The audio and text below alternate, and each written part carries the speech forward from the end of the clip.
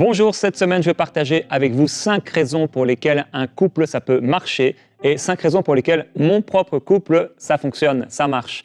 Alors, ce n'est pas seulement ces raisons-là, mais il y en a beaucoup d'autres raisons pour lesquelles un couple peut fonctionner. On va en partager 5 principalement et je veux vous encourager à suivre cette série jusqu'à la fin. Pas seulement aujourd'hui, pas seulement demain, mais jusqu'à vendredi, suivez chacune de ces émissions, puisque bien sûr, elles sont complémentaires. Une seule raison ne suffit pas, entre guillemets, mais ce sont plusieurs éléments qui font en sorte qu'un couple fonctionne. Quel que soit ce que votre couple peut endurer, eh bien, Dieu est le Dieu du miracle. Et je crois que des fois, par des petits ajustements, et on l'a vu à travers de nombreux couples qu'on a pu suivre, des petits ajustements dans nos vies, des petits réglages peuvent vraiment provoquer des grands changements. Alors Dieu est le Dieu des miracles et je crois que Dieu a le meilleur pour vous.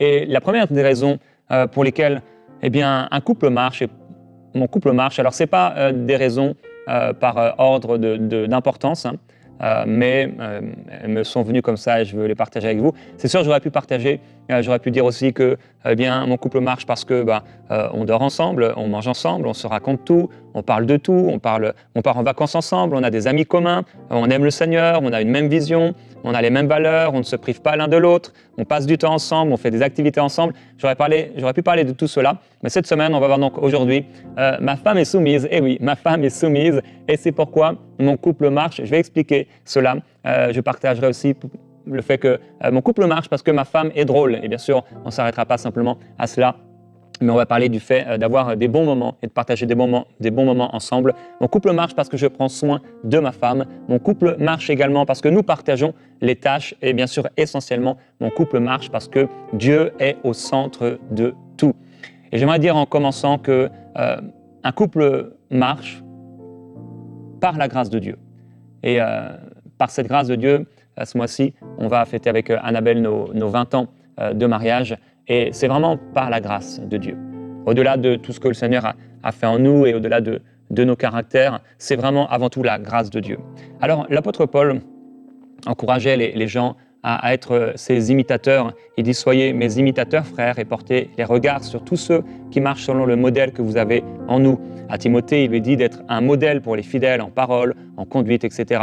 Et il dira aux Thessaloniciens « Nous avons voulu vous donner en nous-mêmes un modèle à imiter. » Et si vous pouvez l'accepter de ma part, comme disait Paul, un peu de folie de ma part, eh bien cette semaine, je vais me prendre un peu comme exemple pour pouvoir vous encourager. Je sais que pour certains, c'est la semaine de la rentrée. Pour certains, c'était la semaine dernière. Pour d'autres, c'est aujourd'hui. Alors vraiment, que le Seigneur vous bénisse particulièrement alors que vous reprenez les études ou vous reprenez le travail, que la grâce du Seigneur soit sur vous. La première chose que j'aimerais dire avant de parler de la soumission de l'épouse, c'est dire que Jésus lui-même était soumis. Jésus a été soumis au Père tout au long de sa marche sur la terre. Encore aujourd'hui, il est soumis au Père. Et dans les évangiles, on voit dans Luc au chapitre 2, vous vous souvenez, Jésus à un moment va aller dans le temple alors qu'il a 12 ans et il va enseigner, ses parents vont être un peu fâchés après lui et ils vont dire « Voici ton Père et moi, nous te cherchions avec angoisse, pourquoi as-tu agi de la sorte avec nous ?» Jésus va répondre « Pourquoi me cherchiez-vous ? Ne saviez-vous pas qu'il fallait que je m'occupe des affaires de mon Père ?» Mais ils ne comprirent pas ce qu'il disait. Puis il descendit avec eux pour aller à Nazareth et il leur était soumis. Sa mère gardait toutes ces choses dans son cœur et Jésus croissait en stature, en grâce, etc. La soumission, c'est pas quelque chose de mauvais. Et c'est vraiment quelque chose qu'on doit comprendre. La soumission, c'est pas une faiblesse, c'est pas une punition, c'est pas une honte, c'est pas une tare, mais c'est une bénédiction et c'est une grâce. Et Jésus lui-même est soumis au Père. 6 fois dans les lettres de Paul et de Pierre, on va voir qu'ils vont demander aux épouses d'être soumis à leur mari. On peut voir par exemple dans Colossiens chapitre 3, au verset 18, « Femmes, soyez soumises à vos maris comme il convient dans le Seigneur. » Le verset continue, ou le passage continue, « Maris, aimez vos femmes et ne vous aigrissez pas contre elles. » Comme dans le livre d'Éphésiens, l'ordre fait aux épouses est suivi par un ordre fait aux maris d'aimer leurs femmes. Alors, l'apôtre Paul, tout comme Pierre, dira, bien, les épouses, soyez soumises à vos maris, il parle aux épouses, et maintenant il parle aux époux, vous, maris, aimez vos épouses. Dans Éphésiens chapitre 5 encore, femmes, soyez soumises à vos maris comme au Seigneur, car le mari est le chef de la femme, comme Christ est le chef de l'Église, qui est son corps et dont il est le sauveur. Alors ici, le terme de chef, c'est la tête. Ce n'est pas un chef, comme on peut voir certains dictateurs ou certains chefs d'entreprise qui régissent leur entreprise comme s'ils étaient, je ne sais pas, comme s'ils étaient des dieux. Mais c'est simplement la tête. Et une fois encore, toute autorité dans la parole de Dieu est là pour le bien. Or, de même que l'Église est soumise à Christ, les femmes aussi doivent l'être à leur mari en toutes choses. Maris, aimez vos femmes, comme Christ a aimé l'Église et s'est livré lui-même pour elle. Alors, en préparant cette série et en prière, je me suis dit, en fait, c'est vrai, mon couple marche parce que ma femme est soumise. J'aimerais déjà dire que je n'ai jamais demandé à Annabelle de m'être soumise. Jamais. Je, d'ailleurs, ne lui ai jamais, une seule fois, reproché de ne pas être soumise. Parce qu'en fait, elle s'est soumise elle-même. On a pris des rôles chacun. D'ailleurs, il faudrait noter que ailleurs, la parole de Dieu nous encourage toujours, à travers l'apôtre Paul, de se soumettre les uns aux autres. Donc, on doit se soumettre les uns aux autres. Et donc, cette soumission, c'est une soumission qui est une soumission dans l'amour. Soumise ne veut pas dire être une serpillière. Soumise ne veut pas dire qu'on va faire tout ce que l'autre demande. C'est une soumission dans l'amour et de protection. Ce sont des rôles différents que Dieu nous a donnés. Soumise, ça veut dire être sous. Être sous ne veut pas dire qu'on n'a pas la même valeur. Être sous quelqu'un ne veut pas dire qu'on est une boniche ou qu'on est un bon à rien ou qu'on est un esclave. C'est simplement question de rôle et de respect. Et d'ailleurs, ce respect doit être un respect mutuel. C'est important de comprendre ce qu'est la soumission. Donc, comprendre le rôle de chacun. Pour moi, il aurait été difficile d'avoir une femme insoumise. D'avoir une femme qui aurait voulu prendre ma place, une femme qui me crie dessus, une femme qui, lorsque je sens que le Seigneur nous amène quelque part, qui soit toujours en train de résister, une femme qui ne me fasse pas confiance, une femme qui est là et qui marche devant moi, et c'est à moi de la suivre. J'aurais eu beaucoup de difficultés en tant qu'homme. Et là, je ne vous parle pas en tant que pasteur ou autre, je vous parle simplement en tant qu'homme. Et ce n'est pas un défaut. Ce n'est pas un défaut d'être soumise, et ce n'est pas un défaut de vouloir ou d'apprécier avoir une femme qui est soumise. C'est l'ordre de Dieu. Peu importe ce que dit la société aujourd'hui, c'est l'ordre de Dieu. Et je le répète, c'est une soumission dans l'amour, c'est une soumission respectueuse, c'est une soumission également qui va donner de l'autre côté, ça c'est le rôle de la femme, et de l'autre côté il y a le rôle de l'époux, et quand l'époux fait bien son rôle, eh bien il n'y a aucun problème que l'épouse se soumette, puisqu'en fait ça va de soi et les choses se mettent en ordre tout seul. Dans Tite au chapitre 2, là encore, on va parler de cette soumission, donc, du rôle des femmes âgées envers les jeunes femmes, dont le but de ces femmes âgées va être de faire en sorte que ces jeunes femmes apprennent à aimer leur mari, leurs enfants, et à être soumises à leur mari afin que la parole de Dieu ne soit pas blasphémée. Donc, je sais qu'il y a des pasteurs, des prédicateurs qui sont dominateurs, qui sont sexistes, qui sont machos et qui manipulent la parole pour leurs intérêts personnels, pour leur ego, leurs intérêts masculins, et ce n'est pas le cœur de Dieu. Ce n'est pas le cœur de Dieu. Et je voudrais vous encourager en tant qu'épouse, alors déjà en vous disant que vous n'avez pas à être soumise à moi ou à un homme, mais c'est d'abord et c'est seulement à votre mari. Maintenant, il y a une soumission fraternelle les uns avec les autres, mais la soumission dont l'apôtre Paul parle, c'est une soumission dont le Seigneur parle ou demande. C'est une soumission vis-à-vis de votre époux. Et beaucoup de prédicateurs, je dois le dire, surtout dans certaines cultures, vont mettre beaucoup de pression sur les femmes et montrer quelque part que bien, la femme doit dire oui à tout, mais c'est faux. Et d'ailleurs, c'est intéressant de voir que dans le passage qu'on a vu ensemble, alors que Jésus était soumis à ses parents, il va quelque part à 12 ans, d'ailleurs, il leur a pas demandé d'aller là, ils vont être étonnés. Et il se retrouve dans le temple.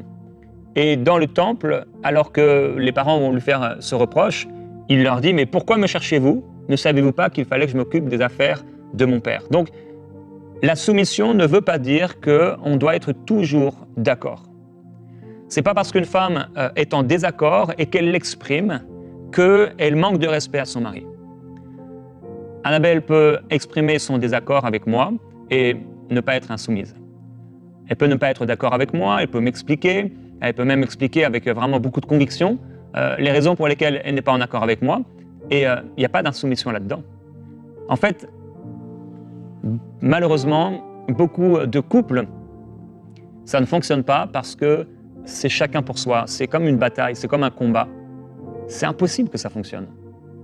Si c'est dans notre cœur, si c'est dans ta façon de penser, c'est impossible, ça ne peut pas fonctionner.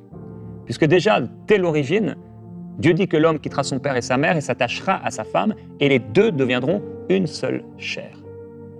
Moi, on n'est peut-être pas toujours d'accord avec Annabelle, mais on se met toujours en accord. Toujours. Et c'est soit l'un qui va réussir à montrer à l'autre que c'est la meilleure chose à faire, ça peut être dans les petites, dans les grandes choses, et dans ce cas-là, bien l'autre, il n'a que de dire « oui, c'est vrai, tu as raison ». Ou alors à un moment, l'un des deux, particulièrement moi, je vais dire « bon, on n'est pas en accord, mais voilà, on va quand même faire ceci. On n'est pas d'accord, mais on va faire cela. » Et on se met tous les deux en accord. Il faut réussir à se mettre en accord. On n'est pas l'un contre l'autre. Je ne sais pas pourquoi vous êtes mariés. En tout cas, quand je me suis marié, c'était plus question de moi. Quand on se marie, on n'est plus célibataire. Ça, c'est avant. Et il faut, peut-être si vous voulez en profiter, profitez-en avant.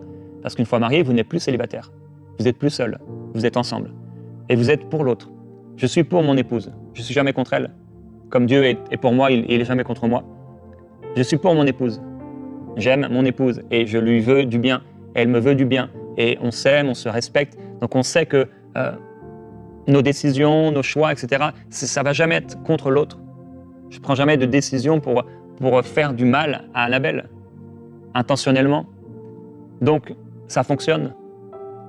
Par exemple, la soumission de l'épouse, c'est lorsque l'époux prend une décision.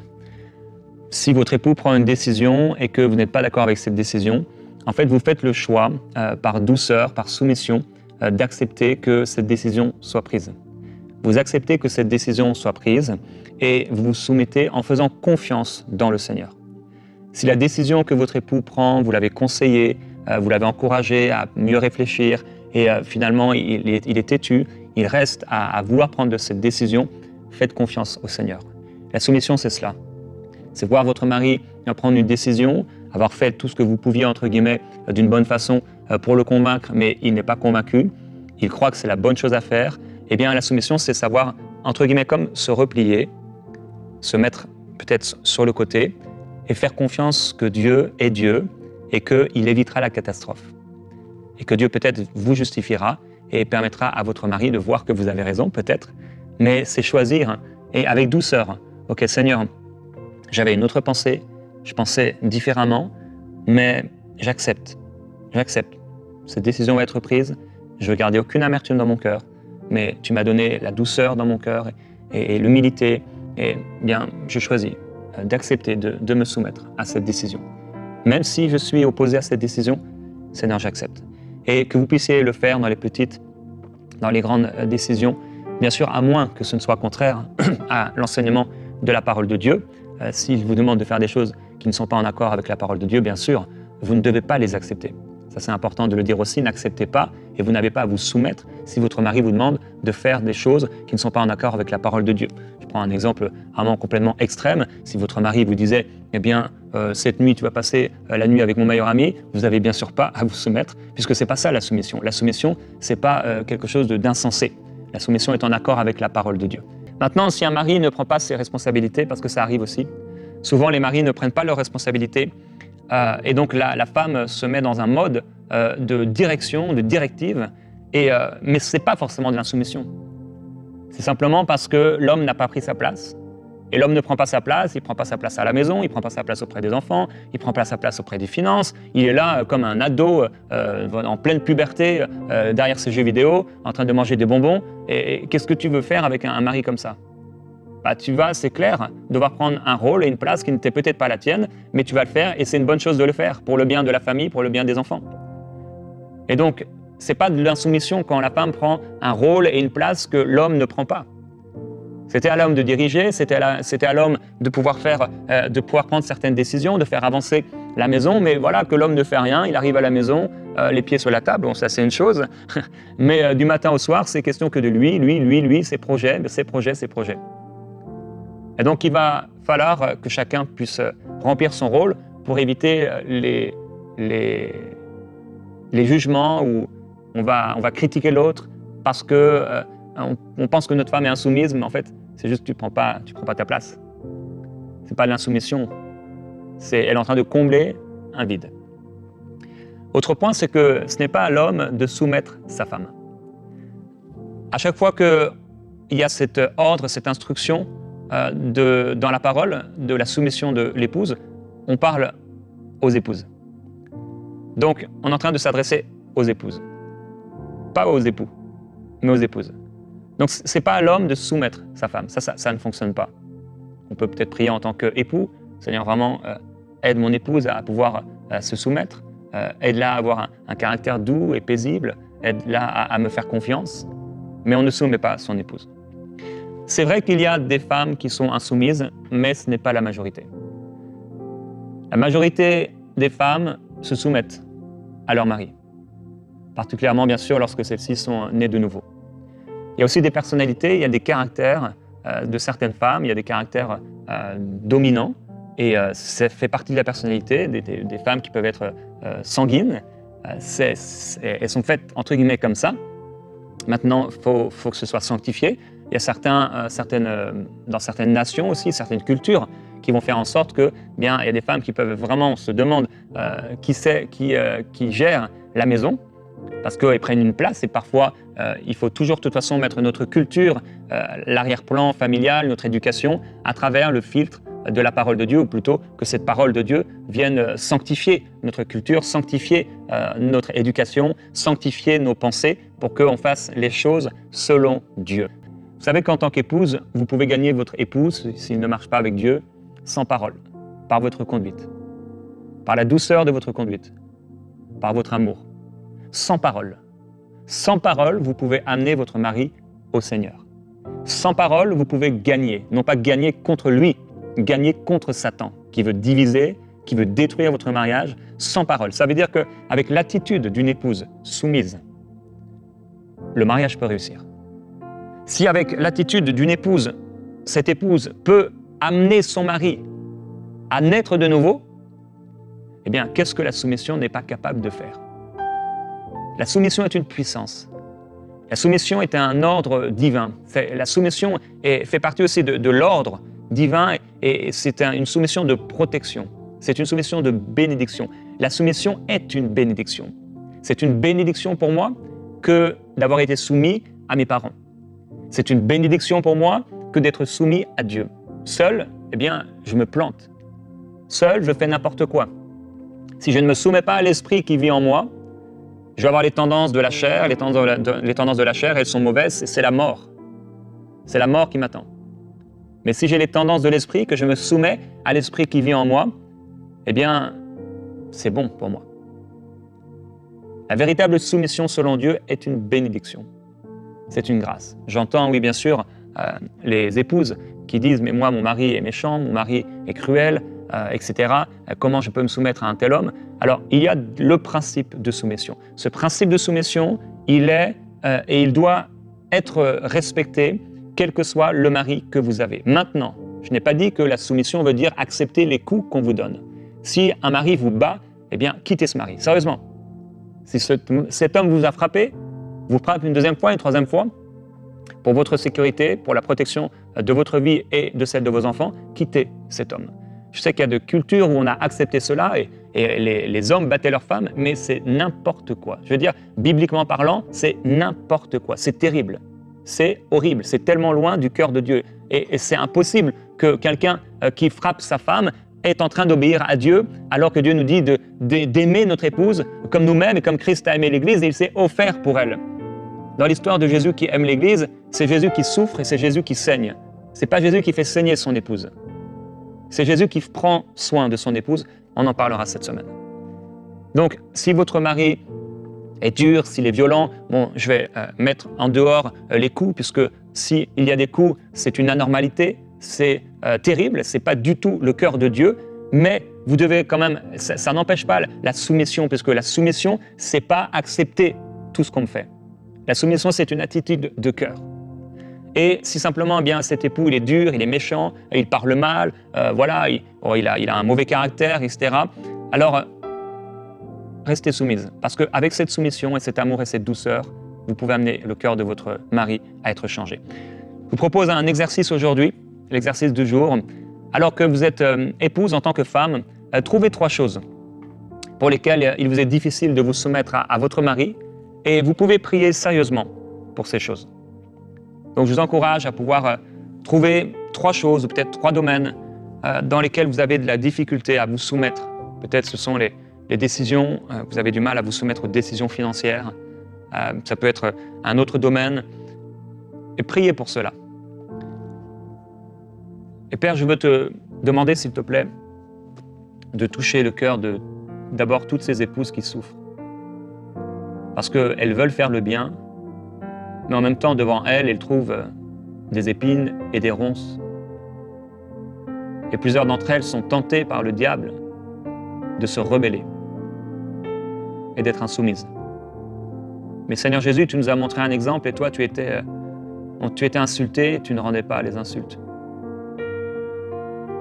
Tu nous as montré un modèle de patience, un modèle d'amour. Et je prie, Père Céleste, pour toutes ces épouses, toutes ces femmes. Tu les aimes. Tu les aimes plus que ne le font leurs maris, même s'il y en a parmi elles qui ont des maris exceptionnels. Ton amour est plus grand et plus parfait. Et je prie pour le cœur de ces épouses qui souffrent. Toutes ces épouses qui pleurent. Toutes ces épouses qui prient pour leur mari et qui ne voient pas les choses changer. Et Seigneur, c'est toi qui as inventé la soumission, le principe de la soumission. Et il y a un mystère dans cette soumission. Le monde crache sur la soumission parce que le monde ne comprend pas, le monde refuse de se soumettre à toi. Le monde marche dans la rébellion. Et leur cœur est dur et il s'endurcit. Père, je prie pour ces épouses que leur cœur ne s'endurcisse pas. Que leur cœur reste tendre. Que leur cœur soit tendre. Tendre, doux et paisible. Je prie, Père, pour des attitudes paisibles. Pour la douceur chez ces femmes, quel que soit leur caractère. Et pour certaines, elles ont un caractère beaucoup plus doux, de nature. Pour d'autres, elles ont un caractère de dominant, de fonceuse. Et je prie, Père, que même si tu as donné à plusieurs une personnalité de fonceuse, de direction, je prie pour la soumission. Cette soumission qui plaît à ton cœur. Cette soumission qui est pure, cette soumission pour laquelle il y aura des récompenses. Et je prie pour ces maris durs, cruels, méchants, qu'à travers la douceur, à travers l'amour, à travers les gestes, sans parole, le cœur de ces maris soit changé, le cœur de ces maris soit convaincu de péché, qu'ils changent, que leur cœur soit bouleversé en voyant leur amour, que leur cœur soit bouleversé en voyant leur générosité, que leur cœur soit bouleversé en voyant leur persévérance à faire le bien, que le cœur de ces maris soit bouleversé en voyant tous ces gestes d'affection, au nom de Jésus-Christ, en voyant la douceur manifestée. Cette persévérance, oui, de continuer encore et encore à faire ce qui est bien. Qu'au nom de Jésus-Christ, tu amènes dans la vie de ces hommes des situations qui vont les amener à plier le genou et à pleurer dans les bras de leur épouse, se repentant d'avoir été dur, cruel et méchant. Au nom de Jésus-Christ, Père, interviens et crée des situations, toi qui es le maître des temps et des circonstances. Mets en place, s'il te plaît, Père, des circonstances afin que l'ordre divin soit respecté et que les maris puissent aimer leur épouse comme tu nous aimes. Père, je veux te glorifier et te remercier que cette douceur s'installe dans le cœur de cette femme. Et alors que tu entends ma voix aujourd'hui, tu n'as pas forcément apprécié le thème de cette émission, où tu l'as écouté, mais il y a de la résistance dans ton cœur. Prie cette prière parce qu'elle est dans le cadre de la volonté de Dieu. Dis-lui, Seigneur, aide-moi à être une épouse soumise. Aide-moi à me soumettre à mon époux. Comme tu dis dans ta parole, aux serviteurs d'être soumis à leurs patrons qui sont plus difficiles. Aide-moi à me soumettre à mon époux. Aide-moi à suivre ton modèle. Aide-moi à ne pas répondre aux insultes. Aide-moi à ne pas répondre le mal par le mal, mais à être vainqueur du mal par le bien. Que tu puisses prier avec tes mots maintenant et demander l'intervention de Dieu.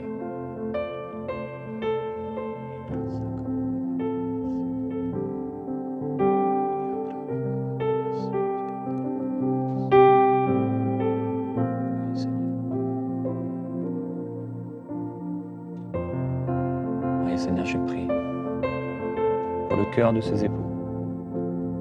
Que ce cœur qui était dur devienne tendre. Qu'il soit confondu, Seigneur. Confondu. Confondu par l'amour. Confondu par la bienveillance. Confondu par la gentillesse. Confondu par la bonté. Confondu par la douceur. Confondu par la générosité. Que ce cœur soit confondu. Que ta puissance, Seigneur, soit sur ces épouses et que ta sagesse soit sur elles. Afin que leur époux puisse réaliser toute la sagesse que tu as mise en elles. Et là où les époux vont et courent n'importe où et n'importe comment, et font des grandes erreurs qui auraient pu être évitées s'ils avaient écouté leur épouse, qu'ils puissent réaliser cela, les erreurs qu'ils ont faites. Et que l'orgueil des maris soit changé en humilité, au nom de Jésus-Christ. Père, tu es le Dieu des miracles. Tu es le Dieu de la restauration et de la réconciliation. Et quand on marche sur le chemin de l'obéissance, tu prends soin de nous. Quand on cherche à obéir aux lois du royaume, tu t'occupes de tout le reste. Alors Père, je prie pour ces épouses qui aujourd'hui choisissent de faire le bien, qui aujourd'hui choisissent de se soumettre. Et je te glorifie pour leur vie. Seigneur, elles vont faire la différence dans leur génération. Elles seront un exemple pour leurs enfants. Je te bénis pour leur vie.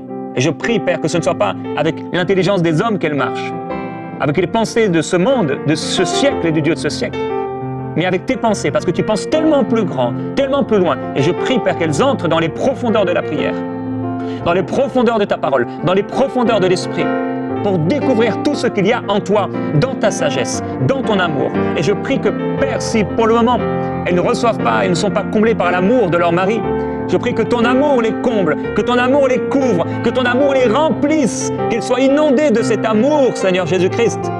Je te glorifie, précieux Père, et je t'adore de ce que tu fais dans leur cœur et dans leur vie, au nom de Jésus-Christ. Alléluia. Je vous invite à suivre cette émission et cette série donc jusqu'à vendredi. À demain dans Prière Inspirée.